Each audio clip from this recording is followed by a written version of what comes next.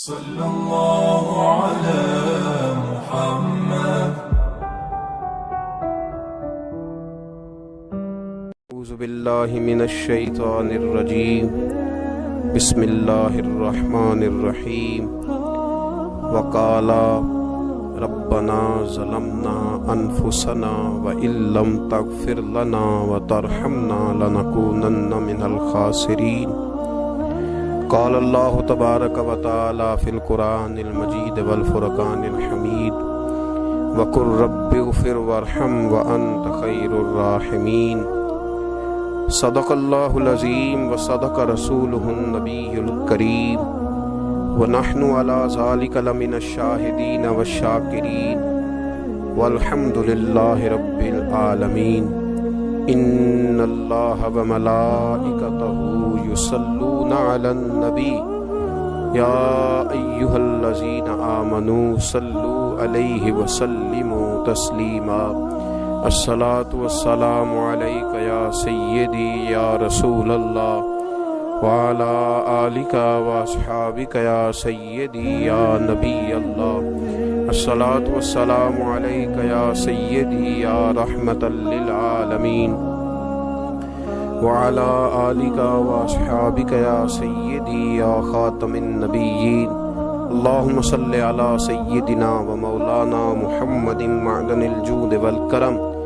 وآلہ وصحبہ وبارک وسلم. تمام تعریفیں، حمد اور ثنا اللہ تبارک و تعالی کے لیے.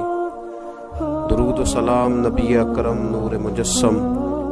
شفیع معظم احمد مجتبیٰ جناب حضرت محمد مصطفیٰ صلی اللہ تعالی علیہ وسلم کی ذات والا صفات کے لیے حمد و صلات کے بعد، عزیز دوستو، بزرگوں اور بھائیوں، حاضرین و سامعین، آج شب برات کی انتہائی رحمتوں والی، برکتوں والی، عزتوں، مغفرتوں اور سعادتوں والی رات ہے. آج ہی وہ نصیبوں والی گھڑیاں ہیں جب اللہ تبارک و تعالی نبی پاک صلی اللہ علیہ وسلم کی امت میں سے بنو کلب کی بکریوں کے بالوں کی تعداد کے مطابق لوگوں کی مغفرت فرمائے گا. عزیز دوستو، بزرگوں اور بھائیوں، چونکہ یہ شب برات کی رات ہے تو اس رات بہت سارا اہتمام اور بہت ساری چیزوں کی ہمیں ضرورت ہے، اور جن حالات کا، جن آزمائشوں کا اس وقت امت مسلمہ اور پوری دنیا کو سامنا ہے، ان میں بہت زیادہ ضرورت ہے کہ ہم اپنے گھروں میں، مساجد میں، اپنے اپنے مصلی پر بیٹھ کر اپنے رب کریم کو یاد کریں، اس کے حضور ناز اپنی پیشانی کو جھکائیں اور اس سے اپنے اپنے حصے کی خیرات طلب کریں. یاد رکھیے گا کہ یہ وہ مقدس گھڑیاں ہیں کہ مغرب سے لے کر صبح صادق تک اللہ تبارک و تعالی آسمان دنیا پر نزول جلال فرماتا ہے جو اس کی شان کے لائق ہے، اور وہ اعلان فرماتا ہے آج کی رات کہ ہے کوئی بخشش مانگنے والا میں اسے بخش دوں، ہے کوئی رزق طلب کرنے والا میں اسے رزق عطا کروں، ہے کوئی میری بارگاہ سے اس بات کا سوالی کہ میں اس کے اوپر کرم فرماؤں. بس ضرورت کس چیز کی ہے؟ ضرورت اس چیز کی ہے کہ ہم نے یہ جو حدیثیں بار بار سنی ہوئی ہیں ان پر غور کریں، اور یہ نہ سوچیں کہ یہ پچھلے سال بھی ہم نے بات سنی تھی، بلکہ اس پر پورا غور کریں اور حدیث کے ایک ایک جملے، ایک ایک حرف اور ایک ایک لفظ پر عین یقین کر کے بیٹھ جائیں جھولی پھیلا کے، اور عرض کریں کہ اللہ تمہارے اوپر فضل فرما، اللہ تو ہمارے اوپر رحم فرما. تو کوشش کریں کہ بہت زیادہ استغفار پڑھا جائے آج کی رات میں، اور کوشش کریں کہ سورہ یاسین کی تلاوت کی جائے، سورہ ملک اور سورہ واقعہ کو پڑھا جائے، اور درود و سلام کثرت کے ساتھ نبی پاک صلی اللہ علیہ وسلم کی بارگاہ عالی مرتبت میں عرض کیا جائے. اور یقین کے ساتھ، ایمان کے ساتھ اللہ کے حضور یہ دعا مانگی جائے کہ اللہ تو رحمت والا معاملہ فرما، درگزر والا، فضل والا معاملہ فرما۔ ہوتا یہ ہے کہ اللہ تبارک و تعالی بن مانگے اپنے بندوں کو بہت ساری نعمتیں عطا فرماتا ہے، بہت سارا کرم اللہ تبارک و تعالی بغیر بندوں کی طلب کے ان پر فرماتا ہے، لیکن اس کے باوجود بندے بعض اوقات بڑی سخت نافرمانیاں کرتے ہیں، اور بہت ساری جگہوں پر وہ اللہ تبارک و تعالی کی نہ صرف یہ کہ ناشکری کرتے ہیں، حکم عدولی کرتے ہیں، بلکہ اس کے غضب کو آواز دیتے ہیں۔ ظلم کیا جاتا ہے، حدود اللہ سے تجاوز کی جاتی ہے، غریبوں کا حق کھایا جاتا ہے، لاوارث، یتیم، کمزور لوگوں کے ساتھ جب زیادتیاں حد سے بڑھ جاتی ہیں تو پھر اللہ ناراض ہو جاتا ہے، پھر وہ بہت ساری جگہوں پہ اپنے بندوں کو آزمائش میں بھی مبتلا کرتا ہے۔ تو میرے عزیز، آج کی اس رات میں کثرت استغفار کی ضرورت ہے، اللہ تبارک و تعالیٰ کو منانے کی ضرورت ہے، اس کے فضل کو آواز دینے کی ضرورت ہے۔ ہم انسان ہیں، بھول جاتے ہیں، بشر ہیں، بے خبر ہیں، ہلاکت کی دعا کیوں مانگیں؟ تو ہم کئی دفعہ بھول جاتے ہیں، کئی دفعہ ہمارے ساتھ اس طرح کا معاملہ ہو جاتا ہے کہ ہمیں سمجھ نہیں آتی کہ اب ہمیں کون سا رستہ اختیار کرنا ہے۔ تو اس موقع پر اللہ کو منانا چاہیے، رب کریم کی رحمت کو آواز دینی چاہیے۔ دیکھیے حضرت سیدنا آدم علی نبینا علیہ الصلاۃ والسلام سے ایک خطائے اجتہادی ہو گئی، اللہ تبارک و تعالی نے ایک درخت کے پاس جانے سے منع کیا تھا، لیکن مشیت ایزوی کے حضرت آدم وہاں چلے گئے، اور پھر جب انہیں محسوس ہوا نا کہ میرا رب ناراض ہو گیا ہے اور وہ زمین پہ تشریف لے آئے، تو 300 سال انہوں نے رو کے گزارے، یہاں تو خشک ہو گئی ہیں لوگوں کی آنکھیں۔ اب بھی لوگ ٹی وی کی خبروں پر زیادہ توجہ دیتے ہیں، لوگ ظاہری اسباب پر زیادہ نظر رکھتے ہیں۔ 300 سال جناب آدم علیہ السلام نے رو کے گزار دیے، 300 سال، اور پھر دونوں نے، قرآن مجید فرماتا ہے کہ دونوں نے، جناب آدم نے، حضرت حوا نے کہا، وقالا، دونوں نے کہا، ربنا ظلمنا انفسنا، اے اللہ ہم نے خود ہی اپنا برا کیا، وَإِن لَّمْ تَغْفِرْ لَنَا، اگر تو نے ہمیں معاف نہ کیا، لَنَكُونَنَّ مِنَ الْخَاسِرِينَ، تو اللہ ہم نقصان اٹھانے والوں میں سے ہو جائیں گے۔ اللہ کو منایا، اس کی بارگاہ میں آہوزاری کی، گڑ گڑائے، عرض گزار ہوئے، ربنا ظلمنا انفسنا، اے اللہ ہم نے خود ہی اپنا برا کیا ہے، وَإِن لَّمْ تَغْفِرْ لَنَا، اگر تو نے ہماری بخشش نہ کی، وَتَرْحَمْنَا، اور تو نے ہمارے اوپر رحم نہ کیا، لَنَكُونَنَّ مِنَ الْخَاسِرِينَ، تو ہم نقصان اٹھانے والوں میں سے ہو جائیں گے۔ اللہ تو ہمارے اوپر رحم فرما، ہم پر فضل فرما، ہمارے لیے آسانی فرما۔ تو جب یہ جملے آپ نے ادا کیے تو پھر اللہ تبارک و تعالیٰ نے ان پر اتنا فضل فرمایا کہ مالک کریم نے اپنی ساری رحمتوں، برکتوں، نوازشوں سے انہیں مالا مال فرما دیا۔ تو پہلے تو بات یہ ہے کہ احساس ندامت ہو، پھر اس کے بعد رب کریم کو منانے کی خواہش ہو، بے رخی کا مظاہرہ، اور اسی طرح کھیلتے رہنا اور اسی طرح روٹین کے کاموں میں لگے رہنا، بلکہ پہلے سے زیادہ ان چیزوں پہ توجہ کرنا جن پر پہلے کام کی جاتی، فضولیات کو اپنے معاملات کا حصہ بنا لینا، لوڈو پہلے سے زیادہ کھیلی جانا، شطرنج کی بازیاں لگنا، اور فلموں اور ڈراموں پر توجہ بڑھا لینا، گیمیں کھیلنے لگنا، بجائے اس کے کہ اللہ نے اوقات دیے ہیں تو اس میں رب کو منایا جائے اس کی بارگاہ میں۔ لیکن وہ اس طرح جیسے شکاوت بڑھتی ہے، جیسے ہمیں احساس ختم ہو گیا، جیسے ہماری طبیعت کے اندر اب وہ والی بات نہیں رہی جو کہ ہونا چاہیے تھی۔ تو اللہ کریم کی بارگاہ میں عرض کیا جائے، رب کریم کے حضور ناز یہ گزارش کی جائے اور اسے منایا جائے۔ سورۃ المومنون کو دیکھیے تو اللہ تبارک و تعالیٰ نے ارشاد فرمایا، دیکھیے ذرا قرآن مجید کا انداز، فرمایا وَقُلْ رَبِّ اغْفِرْ وَارْحَمْ، کہا اے محبوب آپ فرمائیے، آپ مجھ سے کہیے، رب اغفر، یا اللہ تو معاف فرما دے، یا اللہ تو اپنے بندوں کو معاف فرما دے، ورحم، اور اللہ تو رحم فرما۔ اور محبوب آپ یہ کہیے کہ وانت خیر الراحمین، اے اللہ تو سب سے بڑھ کر رحم فرمانے والا۔ اے محبوب آپ یہ کہیے۔ یہ دیکھیے انداز، اللہ تو نے معاف کرنا ہے تو کر دے، فرمایا نہیں میرے حبیب پہلے کہیں گے، حضور فرمائیں گے میں اپنے محبوب کی زبان اطہر سے اس بات کو سننا محبوب رکھتا ہوں۔ میرے محبوب کریم علیہ السلام فرمائیں گے وَقُلْ رَبِّ اغْفِرْ وَارْحَمْ وَأَنْتَ خَيْرُ الرَّاحِمِينَ۔ اے محبوب آپ مجھے کہیے کہ اللہ تو بخش دے، رحم فرما، اور تو سب سے بڑھ کر رحم کرنے والا ہے۔ کوئی آنکھو شاید من جاوے تے میرا کم تتڑی دا بن جاوے۔ اے محبوب آپ کہیے کہ اے اللہ تو رحم فرما، تو کرم فرما، اور تو سب سے بڑھ کر رحم کرنے والا ہے۔ نبی پاک صلی اللہ علیہ وسلم نے ہماری توجہ دلائی۔ حضور صلی اللہ علیہ وسلم نے فرمایا بے توجہی کے ساتھ ادھر ادھر خیالات کر کے رب سے نہ مانگا کرو، تردد کے ساتھ، بے یقینی کے ساتھ نہ مانگا کرو، بلکہ رسول کریم صلی اللہ علیہ وسلم نے فرمایا،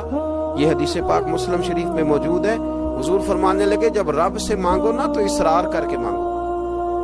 جب رب سے مانگو تو اصرار کر کے، بچہ ناز دکھا رہا ہے اصرار کر، اللہ سے مانگو تو اصرار کر کے مانگو، اور فرمایا رغبت کے ساتھ مانگو۔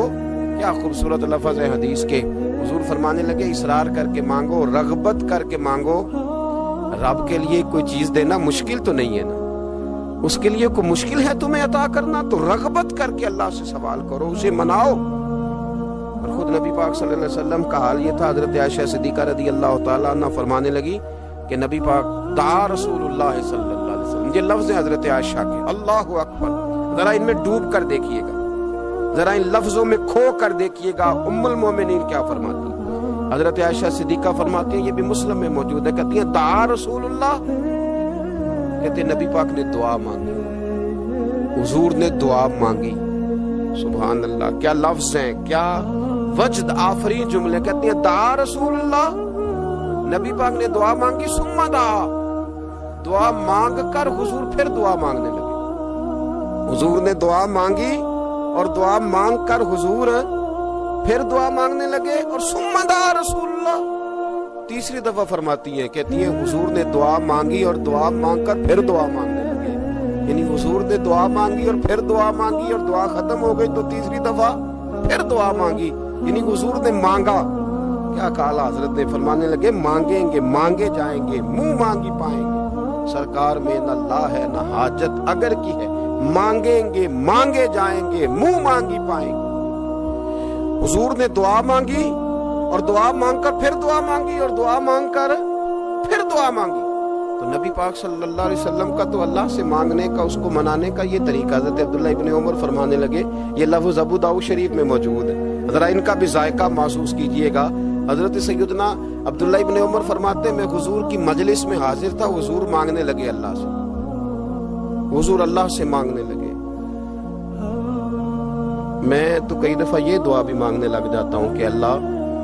تو ان دعاؤں کی طرف تو دیکھ جو تیرے رسول نے ہمارے لیے مانگی۔ اللہ تو ہمیں تو نہیں نہ مانگنا آتا، نہیں طریقہ آتا، نہیں سلیقہ آتا، نہیں انداز آتا، ہم تو بے توجہ سے لوگ ہیں، بیٹھنے کا ڈھب نہیں آتا ہمیں تو ہاتھ اٹھانے کا سلیقہ نہیں آتا، ہم تو وضو کرنے کے اس طریقے سے آشنا نہیں، پر اللہ تیرے محبوب نے تو خوب مانگا ہے نا تجھ سے، تیرے پیارے حبیب علیہ السلام نے تو تجھے منایا ہے نا ہمارے حق میں، تو اللہ تو ان دعاؤں کی طرف تو دیکھ۔ حضرت عبداللہ ابن عمر رضی اللہ تعالیٰ عنہ فرماتے میں حضور کی مجلس مبارکہ میں بیٹھا تھا، ابو داؤد شریف میں موجود ہے، کہتے ہیں حضور دعا مانگ رہے تھے، دعا کیا تھی؟ دعا حضور یہ مانگ رہے تھے رب اغفر لی، یا اللہ ہمیں بخش دے، وتب علی، اللہ ہماری توبہ قبول فرما، انک انت التواب الرحیم، بے شک تو توبہ قبول کرنے والا اور رحم کرنے والا۔ حضور دعا مانگ رہے تھے، اے اللہ رب اغفر لی، یا اللہ ہمیں بخش دے، وتب علی، اور ہماری توبہ قبول فرما، انک انت التواب الرحیم، بے شک تو توبہ قبول کرنے والا اور رحم کرنے والا۔ حضرت عبداللہ ابن عمر فرماتے اس ایک دعا کو ایک ہی مجلس میں ایک ہی جگہ بیٹھ کر میرے نبی پاک نے اپنی زبان اطہر سے 100 مرتبہ ادا فرمایا، 100 مرتبہ حضور نے یہ لفظ کہے ربی غفر لی وتب علیہ، ربی غفر لی وتب علیہ، ربی غفر لی، اے اللہ بخش دے، رحم فرما، وتب علیہ، بس قبول کر لینا اب ہماری توبہ، انک انت التواب الرحیم، بے شک تو توبہ قبول کر لیا کرتا ہے، تو رحم فرمایا کرتا ہے۔ ایک ہی مجلس میں 100 دفعہ حضور نے دعا مانگی، دعا مانگ کے پھر دعا مانگی، اور دعا مانگ کے پھر دعا مانگی، اللہ کو منایا میرے رسول پاک، حضور نے ہمیں بتلایا اسے مناؤ، اس کی بارگاہ عالی مرتبت میں جھکو، اور حضور نے خود میں یہ طریقہ ہمارے سامنے بطور سنت کے چھوڑا، اور پھر نبی پاک صلی اللہ علیہ وسلم نے آگے بڑھ کے ہمیں کچھ اور باتیں بھی ارشاد فرمائی۔ حضور نے ہمیں بتلایا کہ پچھلے لوگ اپنے رب کو کیسے مناتے تھے، وہ کس طرح اس کے حضور ناز عرض کرتے تھے۔ حضور نے ہمیں اللہ کو منانے کے طریقے بھی بتلائے، فرمایا جب ماں باپ دعا مانگیں گے اولاد کے حق میں تو وہ مان جائے گا۔ حضور علیہ السلام نے فرمایا جب مسافر دعا مانگے گا تو اللہ مان جائے گا۔ فرمایا میرے رسول کریم نے کہ جب بیمار دعا مانگے گا تو اللہ مان جائے گا۔ اور سید عالم علیہ السلام فرمانے لگے جب تمہارے ضعیف، کمزور، مجبور لوگ دعا مانگیں گے تو اللہ مان جائے گا۔ اور حضور نے فرمایا جب تم فرض ادا کر کے دعا مانگو گے تو اللہ مان جائے گا۔ اور میرے محبوب نے فرمایا جب پچھلی رات اٹھ کے تم اس کے حضور عرض کرو گے تو وہ تمہاری دعاؤں کو قبول کر لے گا، وہ تو مان جائے گا۔ اور حضور نے ہمیں دن بتائے، فرمایا جمعے والے دن مانگنا مان جائے گا، شب قدر کو مانگ لینا مان جائے گا، شب برات میں دعائیں کرنا وہ مان جائے گا، رمضان کی راتوں میں مانگنا مان جائے گا، قرآن پاک کے ختم کے موقع پر دعا کرنا مان جائے گا۔ طریقے بتلائے۔ اب یہ ہے کہ ہم نے تو مانگنا تھا نا اس کی بارگاہ میں، ہم نے تو حاضر ہونا تھا، ہم نے تو جانا تھا، اب ہم نے آگے بڑھنا ہے، اس کے حضور عرض کرنا ہے۔ حضور نے ہمیں بتلایا کہ مومن متقی ہوتا ہے نا، پرہیزگار ہوتا ہے، تو اس نے کچھ نیکیاں بھی کی ہوتی ہیں، جس طرح اسے اپنے گناہوں کا پتہ ہوتا ہے نا، تو اسے پتہ ہوتا ہے کہ نہیں یار فلاں کام میں نے فقط اللہ کی رضا کے لیے کیا ہوا ہے، وہ میرا اور میرے رب کا راز ہے۔ فرمایا جب تم بڑے الجھ جاؤ نا، جب تم بڑی آزمائش میں آ جاؤ، اور جب تم سمجھ لو کہ اب میں بڑی تکلیف میں آ گیا ہوں، تو پھر ایک طریقہ حضور نے ہمیں اور بھی بتلایا مانگنے کا، ایک اور طریقہ بھی بتلایا، اور وہ روایت صحیح مسلم میں موجود ہے۔ راوی حضرت عبداللہ ابن عمر رضی اللہ تعالیٰ، حضور فرماتے ہیں 3 لوگ سفر کر رہے تھے،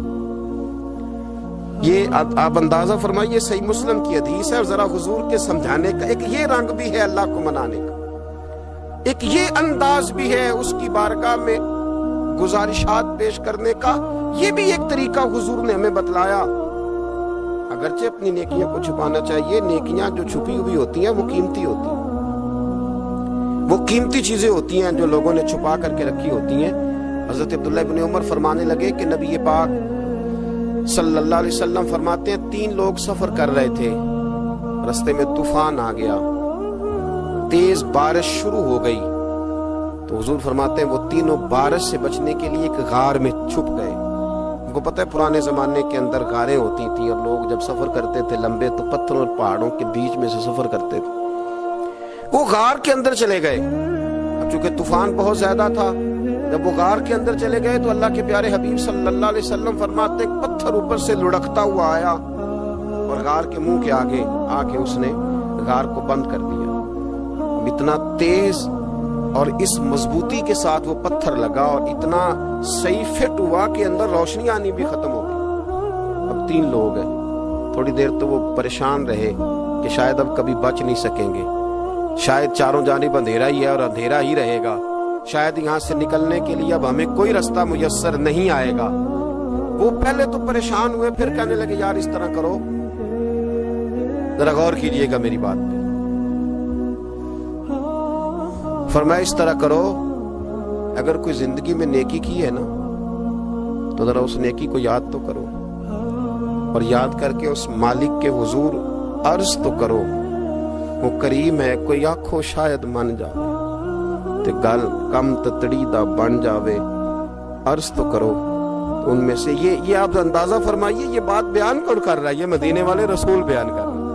ہے، یہ نبی پاک علیہ السلام نے بیان فرمایا، یہ وہ کہانی ہے جو ہمیں ہمارے نبی پاک نے سنائی، رسول کریم علیہ السلام نے ہمیں بتلائی، یہ داستان محبت۔ حضور فرمانے لگے ایک نے ان میں سے ہاتھ اٹھائے اور اس نے انداز کیا چھیڑا، عرض کرنے لگا اللہ تو جانتا ہے نا میں نے بکریاں رکھی ہیں، میں غریب ہوں، مزدور ہوں، اور مالک تو یہ بھی جانتا ہے کہ میرے بچے بھی ہیں، بیوی بھی ہے، پر میں جب بھی گھر لوٹا ہوں تو دودھ میں نے بچوں اور بیوی کو پہلے نہیں دیا، بوڑھے ماں باپ کو پہلے دیا۔ اللہ میں نے ان کے ساتھ ہمیشہ کرم کے بازو کھول کر معاملہ کیا، وہ غار میں تنہا بیٹھے ہیں اور اپنے مالک کو منا رہے ہیں۔ عرض کرتے ہیں اللہ تجھے یاد ہے نا ایک رات جب میں بڑی دیر سے لوٹا تھا، لکڑیاں کاٹتے، درخت تلاش کرتے، مجھے دیر ہو گئی، میں دیر سے لوٹا تھا، نیت یہ کر رکھی تھی کہ دودھ سب سے پہلے ماں باپ کو پلاؤں گا، مالک جب میں لوٹا تو وہ بوڑھے تھک کر کے سو گئے تھے، میری بیوی نے مجھے کہا کہ بچوں کو پلا دو، وہ سو گئے، تو میں نے کہا نہیں میرے ذمے ہے ان بوڑھوں کے دل کو ٹھنڈا کرنا، ان سے پیار کرنا۔ اللہ بیوی مانگتی رہی، بچے طلب کرتے رہے، میری ٹانگوں میں گھومتے رہے، بار بار آتے رہے، پر میں نے دودھ نہیں پلایا۔ اے مالک فجر ہو گئی، آفتاب طلوع ہونے کا وقت آ گیا، پر میں نے ماں باپ کے بیدار ہونے کا انتظار کیا۔ اے اللہ وہ جب اٹھے تو ان کی آنکھوں میں جو میرے لیے دعا تھی اور ان کے سینوں میں جو میرے لیے کرم تھا، اگر تیری بارگاہ میں وہ نیکی قبول ہے تو مالک پھر رحم فرما، نہ اس مشکل سے آسانی عطا فرما۔ سنو سنو، رسول کریم صلی اللہ علیہ وسلم فرماتے ہیں کہ اس بندے کی دعا مکمل ہوئی تو پتھر تھوڑا سا سرک گیا اور اتنا سرکا کہ آسمان نظر آنے لگا۔ جس نے ماں باپ کو منایا ہے، ان سے پیار کیا ہے، پھر یہی بات وسیلہ بن جائے گی رب کے ماننے کا، پھر یہ وسیلہ بنے گی، اللہ اس سے مان جائے گا۔ پھر رسول کریم صلی اللہ علیہ وسلم فرمانے لگے، دوسرا بولا اور عرض کرنے لگا کہ اے اللہ تو جانتا ہے مجھے اپنے چچا کی بیٹی بھانے لگی تھی، میں اس کی طرف رغبت کرنے لگا تھا، اور میں نے جب اس سے جا کے ارادہ کیا کہ میں تیرا طالب ہوں، تو اس نے مجھے کہا کہ پہلے 100 دینار لاؤ بانا، تو اللہ میں نے مشقت کر کے 100 دینار جمع کیے،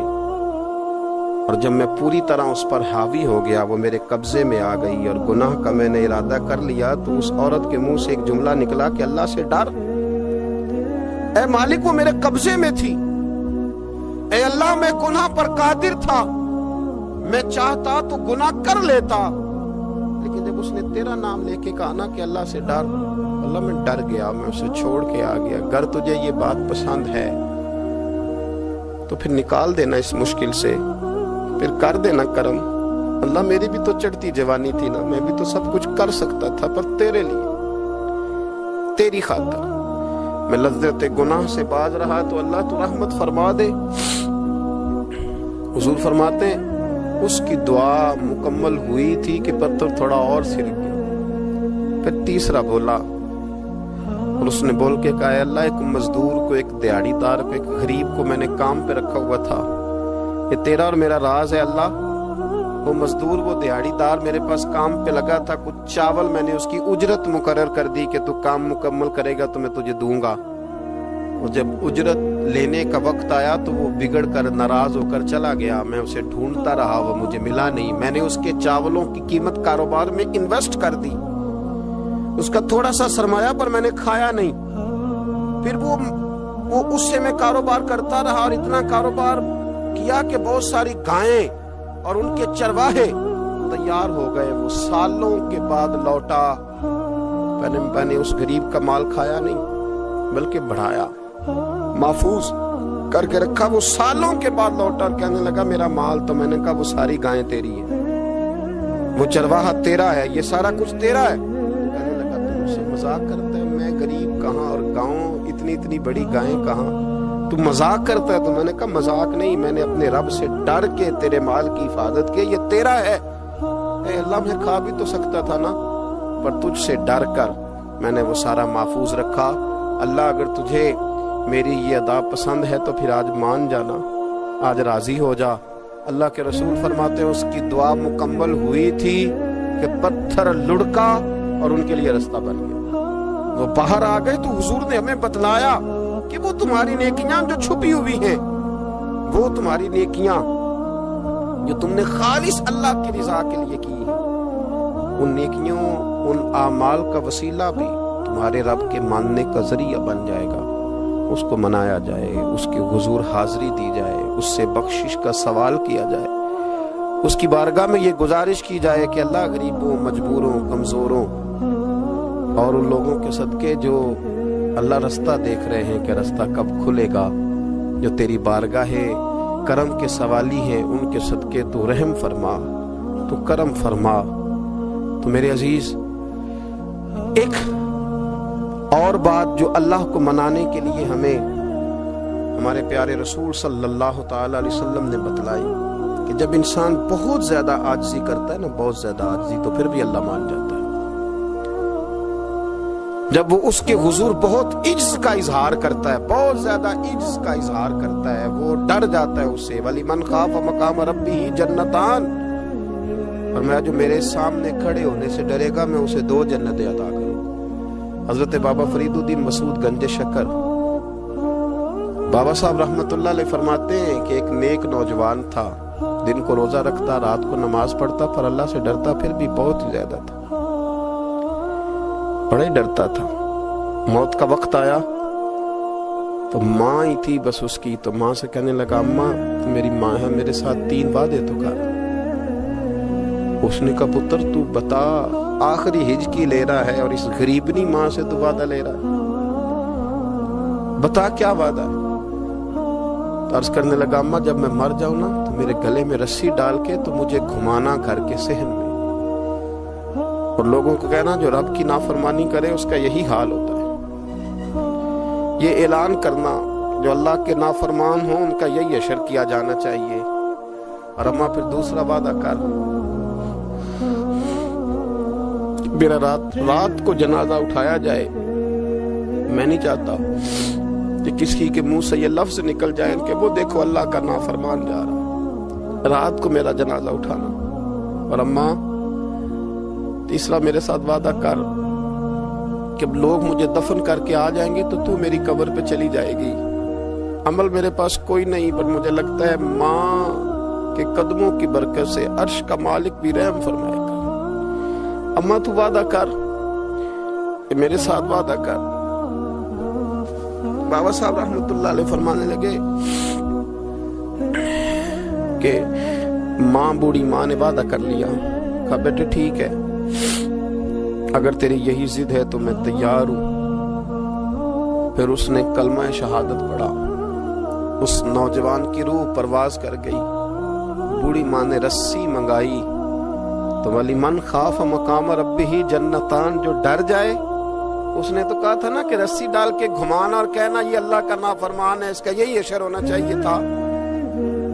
لیکن جب ماں گلے میں رسی ڈالنے لگی تو گھر کے ہر کونے سے آواز آنے لگی خبردار، یہ رب کا دوست ہے، اللہ کے دوستوں کے ساتھ اس طرح کا معاملہ نہ کیا جائے، اسے چھوڑ دیا جائے. اور کہا تمہیں کچھ بھی اور کرنے کی ضرورت نہیں ہے، یہ تو رب کا دوست ہے اور رب کی بارگاہ میں حاضر ہو گیا. کچھ کوئی بندہ کہے گا کہ یہ تو ایک بابا فرید کا سنایا ہوا واقعہ ہے. سنیے، بخاری میں حدیث ہے، نبی پاک صلی اللہ علیہ وسلم نے فرمایا، حضرت ابو ہریرہ رضی اللہ تعالیٰ عنہ راوی ہیں، حضور فرماتے ایک شخص مرنے لگا تو اپنے بچوں سے کہنے لگا کہ میں جب مر جاؤں تو مجھے جلا دینا، اور پھر میرے جلے ہوئے وجود کو پیس دینا، پھر مجھے ہوا میں اڑا دینا. پتر مجھے اڑا دینا، مجھے بڑا ڈر لگتا ہے، اگر رب نے مجھ سے حساب پوچھا تو میں قابل نہیں ہوں، اڑا دینا مجھے ہواؤں میں. اگر اس نے مجھ سے عذاب لیا تو حساب لیا تو بڑا سخت حساب لے گا. حضور فرماتے ہیں، بخاری میں موجود ہے،